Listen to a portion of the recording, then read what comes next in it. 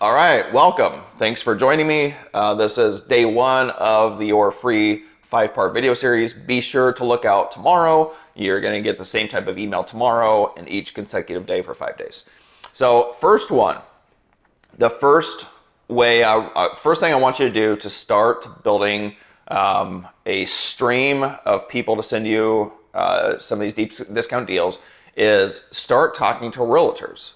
Okay, so you might be saying, well, why would a realtor be sending me deals if they can put it on the market? Well, first of all, realtors may want to put the house on the market, or they may not. There's a lot of marketing going on these days, right? From investors, no matter what big city you go into, there's going to be, several, possibly dozens of people that are doing a lot of direct mail. They're doing text blasts, doing cold calling, they're doing billboards. There's a lot of marketing going on. The real estate game has changed as a whole, but there's a lot of people that, meaning sellers or owners of houses, that don't trust us as investors. I don't know why. It's just a stigma that's out there, but they do trust realtors. Again, I don't know why. It's just how it is. And, I've heard this feedback over and over again. So a lot of people, they won't call you or I. It doesn't matter how good our direct mail is. It doesn't matter, how we try to approach them. They don't trust us for whatever reason, but they do trust realtors. So they'll call realtors and want the realtor to list their house. And this house can potentially be very distressed. Now, there's a couple reasons that the realtor won't want to list it. Either one, the realtor doesn't work in that price range. Okay. So let's say, here in my area in Des Moines, Iowa, some of these houses when it's a distressed house, might go for $10,000, $20,000, $30,000, up to $50,000. A lot of realtors won't even touch those because it's essentially not worth their time. So let's say if a realtor normally sells, they want to be focusing on properties that are between $250,000 to $500,000, for example. The commission they get on that is, thousands and thousands of dollars. The commission they're going to get on a $25,000 house is literally going to be a few $100s. And so they look at it like that's not worth their time to do that. So if they have investors like you and me in their back pocket that they can send these deals to, oftentimes they won't even take a commission. They'll just say, listen, throw me a bone. If you get a house to flip, throw me the bone and I'll list it for you. Or they might want to, say, listen, you get this house done, when you time to flip and when it's time to flip it, I want you to give me the listing on the backside. Okay. That's a fair trade-off. So you can approach a lot of realtors from that standpoint of, listen, can you send me your pocket listings? Can you send me your deals that you don't want? Or can you send me any deals come to you that are distressed? And in turn, anything you send to me, I'm going to give to you on the backside when I'm ready to sell it. And, we're going to have that trade-off.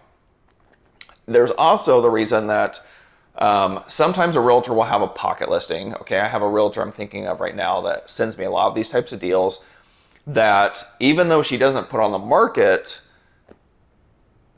technically she doesn't put on the market, but she still gets a listing from it, okay? Because she has me as a pocket buyer. So she gets a listing, she signs the paperwork with the seller, and then she texts me basically right away, says, hey, I've got this deal. Here's essentially what they need for price. Can you make it work? I run my quick numbers and tell her, yes, I can make this work. And she double sides that listing, all right, without even putting on the market. So she's making double the commission without any hassle at all because she has me in her back pocket to do that with. And I have a few agents that do that.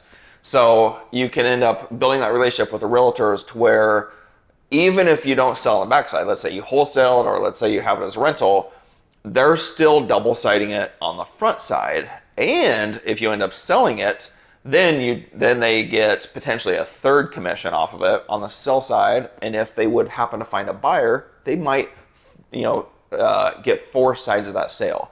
So you have to pitch that to them, right? It's not just like they're throwing something your way and they're not getting any benefit of it. You want to show them how they can get, 2, maybe 3, or potentially even 4 sides of the commission, of that sale. So that's where the real power lies. So really, you want to essentially build a relationship with as many realtors as you possibly can. When I teach my courses stuff, I teach people to focus on building a relationship with one realtor per week. That's all. Go out to coffee with a realtor. You can find them anywhere through bus signs, bench signs. There's realtor magazines. You can do a search on Zillow, Realtor.com. You can find them anywhere, and there's going to be, in your market, there's probably going to be hundreds and likely many thousands of realtors. So this is a group that you can't run out of opportunity with, right? You'll almost never get through all the realtors because there's always more realtors coming on board. So focus on building these relationships. And when you do, you're going to notice that there just becomes this trickle, right? Over and over again through time where, maybe it might be once a month. And then eventually you get enough realtors sending you deals, it might end up being once a week. And that really adds up, especially when you start to make fairly decent sized profits on your deals. All right. So build a relationship with the realtors, focus on contacting one realtor per week minimum, build that relationship, and just keep it going. And you're going to be amazed at what comes your way just through that network that you build.